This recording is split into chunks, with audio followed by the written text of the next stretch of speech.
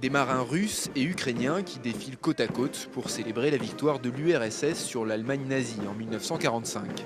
Rien d'étonnant à Sébastopol, car avant d'être ukrainienne, la ville a toujours été le port d'attache de la flotte russe de la mer Noire.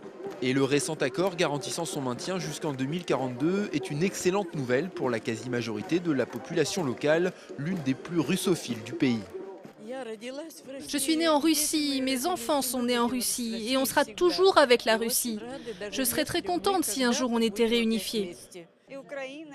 L'Ukraine et la Russie sont amies. Je pense que ce n'est pas une mauvaise chose que la flotte russe soit basée chez nous. S'il n'y avait pas la flotte russe, Sébastopol n'existerait pas. Ce qui est vrai historiquement, car c'est pour abriter la flotte russe que la reine Catherine a créé la ville en 1783. Et si Sébastopol est aujourd'hui officiellement à 100% ukrainienne, la présence russe reste indispensable.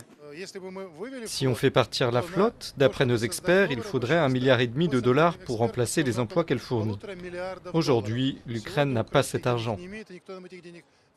Malgré l'intérêt économique de cette présence, la cinquantaine de bateaux et les 16 000 militaires russes stationnés peuvent quand même représenter une menace d'un point de vue stratégique.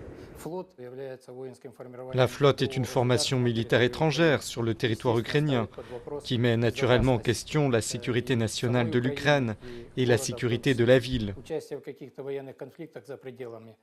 En effet, la participation de la Russie à un conflit militaire extérieur pourrait entraîner des représailles ici. Pour l'opposition pro-occidentale à Kiev, il est surtout question d'une menace envers la souveraineté nationale de l'Ukraine. Les plus alarmistes y voient une annexion de facto de la Crimée par la Russie.